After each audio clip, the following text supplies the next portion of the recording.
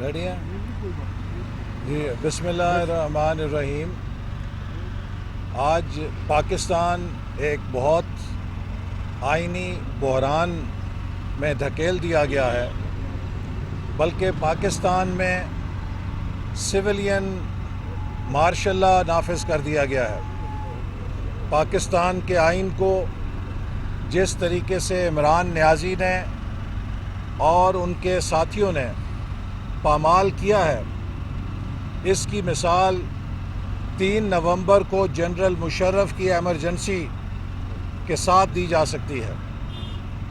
جیسا کہ 3 نومبر 2007 کو ایک ڈکٹیٹر نے اپنی کرسی بچانے کے لیے پاکستانی آئین کے ساتھ کھیل کھیلا تھا، اسی طرح عمران نیازی نے 3 اپریل 2020 کو اپنی کرسی بچانے کے لیے اور اپنی سیاست بچانے کے لیے پاکستان کے آئین کو ذبح کر دیا ہے۔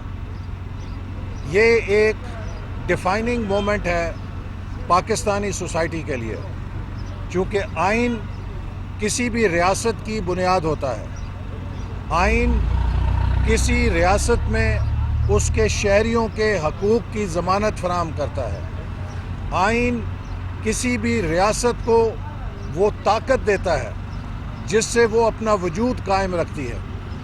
اگر آئین کو پامال کیا جائے، اگر آئین کو پیروں تلے روندا جائے، اگر آئین کو بے وقت کیا جائے تو وہ ریاست بھی کھوکھلی اور بے وقت ہو جاتی ہے۔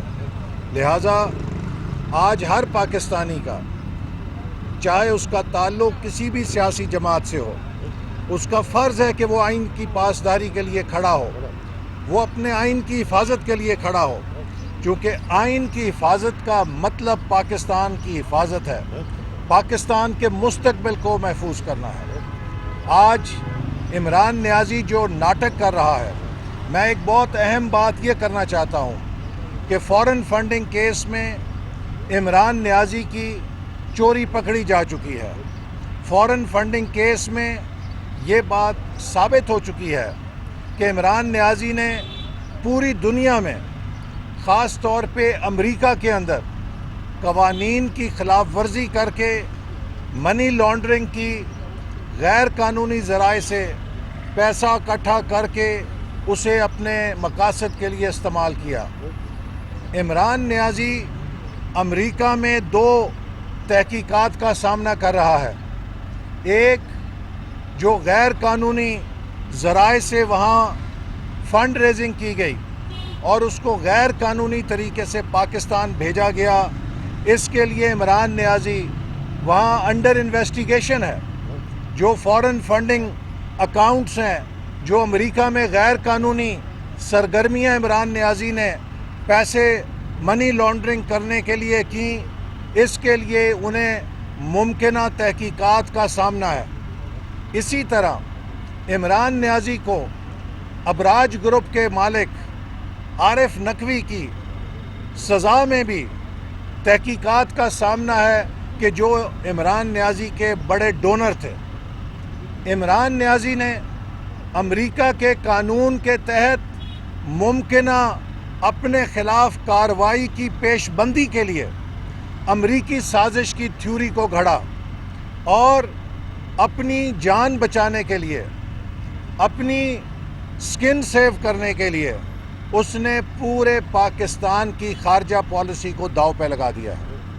یہ پاکستان کے ساتھ بدترین مذاق ہے جو عمران نیازی نے کیا ہے، کہ ایک شخص نے اپنی غیر قانونی فنڈنگ سے ممکنہ فرار حاصل کرنے کے لیے، اس سے تحقیقات سے بچنے کے لیے پاکستان اور امریکہ کے تعلقات کو داؤ پہ لگا دیا، تاکہ کل کو وہ کہہ سکے امریکہ کی حکومت میرے خلاف سازش کر رہی تھی، یہ جو میری تحقیقات ہو رہی ہیں، یہ جو میرے خلاف کارروائی ہے، یہ اسی سازش کے نتیجے میں کی جا رہی ہے۔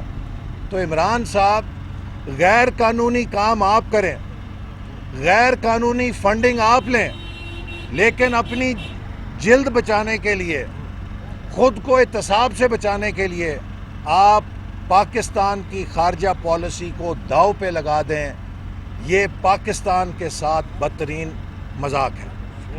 وہ امریکہ کے اسسٹنٹ سیکرٹری آف اسٹیٹ، جس کو عمران نیازی نے اپنے فرضی خط میں الزام لگایا ہے کہ اس نے سازش کی، مزے کی بات یہ ہے کہ 7 مارچ کو عمران نیازی کے مطابق اس اسسٹنٹ سیکرٹری نے پاکستانی سفارت خانے کے لوگوں کو دھمکی دی اور عمران نیازی کے بقول ان کی حکومت کو تبدیل کرنے کی سازش کا وہاں پر پورا جال پھیلایا اور دھمکایا۔ تو جناب عمران نیازی صاحب، 2 سوالوں کا جواب قوم چاہتی ہے کہ وہی ایمبیسڈر ڈونلڈ لو اگر 7 مارچ کو آپ کی حکومت کو دھمکا رہے تھے، پاکستان کے اندر اندرونی مداخلت کر رہے تھے، تو یہ بتائیے کہ 15 مارچ کو وہ آپ کے امریکہ میں سفارت خانے میں کی نوٹ سپیکر کیسے تھے ایک تقریب کے اندر؟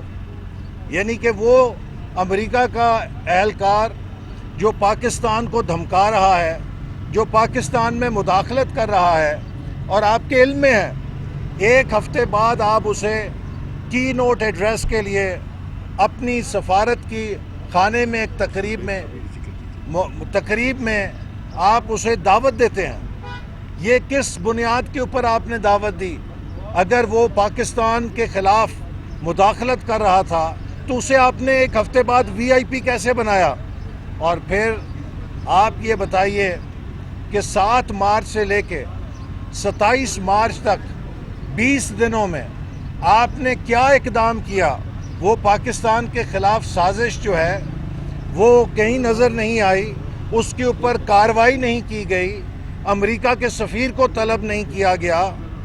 یکا یک جب تحریک عدم اعتماد میں آپ کے اتحادی آپ کو چھوڑ جاتے ہیں تو آپ کو یہ سازش تھیوری نظر آ جاتی ہے۔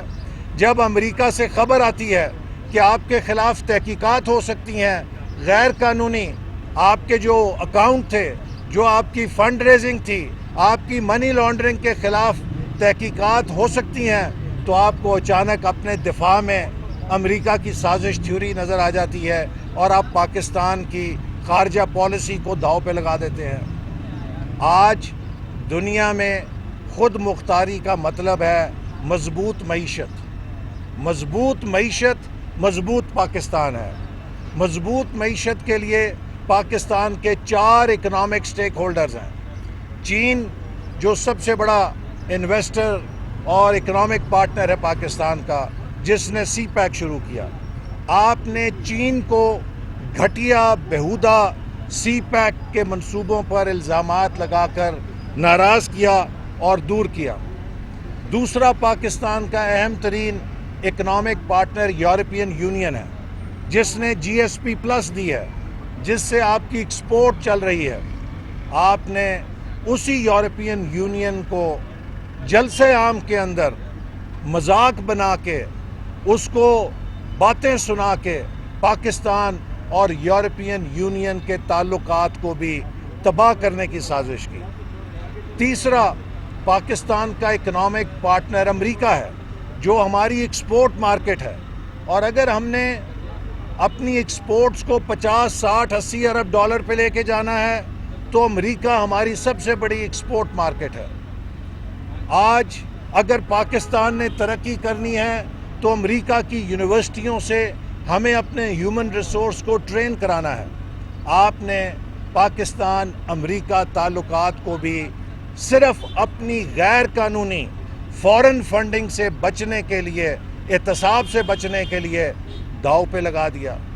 چوتھا اکنامک سٹیک ہولڈر خلیجی ممالک ہیں، جہاں سے ریمیٹنسز بھی آتے ہیں، اور سعودی عرب جیسا ملک جو ہر مشکل وقت میں پاکستان کے ساتھ کھڑا ہوا ہے۔ آج ہمارے خلیجی ممالک سے بھی آپ نے تعلقات سر ترین کر دیے ہیں، اپنی انا پرستی میں، اپنی لالچ میں۔ آپ نے خلیجی ممالک سے ملنے والے جو تحائف تھے ان کو مارکیٹ میں بیچ کے پاکستان کی غیرت کا جنازہ نکال دیا ہے. اور یقیناً وہ ہمارے برادر دوست ملک کے سربراہان جب انہوں نے دیکھا کہ پاکستان کے وزیر اعظم کو دیے جانے والے تحفے کس طرح بازار میں فروخت کیے گئے ہیں تو وہ کیا پاکستان کے بارے میں سوچتے ہوں گے. عمران نیازی، یو آر اے ڈسگریس. آپ پاکستان کے لیے ایک شرم بن چکے ہیں، ایک شرمساری کا باعث بن چکے ہیں. اپنے کالے دھندوں کو چھپانے کے لیے آپ پورے پاکستان کے آئین کو، پاکستان کے مفادات کو داؤ پہ لگا رہے ہیں اور لوگوں کو سناتے ہیں میں خود مختاری کی جنگ لڑ رہا ہوں. خود مختاری ہوتی ہے معیشت کو مضبوط کر کے. آج اسٹیٹ بینک نے اعداد و شمار دیے ہیں کہ 3.5 سالوں میں آپ 18,500 ارب کے قرضے لے چکے ہیں. مسلم لیگ نون کے دور میں 5 ارب روپیہ روزانہ قرضہ اوسطاً لیا گیا. آپ کے دور حکومت میں 14.5 ارب روپیہ روزانہ کی بنیاد پہ قرضہ لیا جاتا رہا. آپ نے مسلم لیگ نون کے حکومت کے مقابلے میں 3 گنا زیادہ قرضہ لیا ہے. عمران نیازی یہ بتائیے وہ قرضہ کہاں لگا ہے؟ کوئی ایک منصوبہ بتا دیں جو آپ کے دور میں شروع ہوا اور مکمل ہوا. آپ نے سارا قرضہ اپنی نالائکی، نااہلی سے جو خسارہ پیدا ہوا اسے پورا کرنے کے لیے جھونک دیا ہے. اور آج آپ پاکستان کو قرضوں کے دلدل میں اور قرضوں کے جال میں دھنسا کے جا رہے ہیں. آپ سے حساب لیا جائے گا. اور آخر میں امید کرتا ہوں کہ ہماری سپریم کورٹ پاکستان کے آئین کی بالادستی کو بحال کرے گی اور اس شخص کو جو آئین شکنی کا مرتکب ہوا ہے انہیں فوری طور پہ جیل بھیجنے کا حکم صادر کرے گی. Thank you very much. یار وہ میں نے ہائی کورٹ پہنچنا ہے.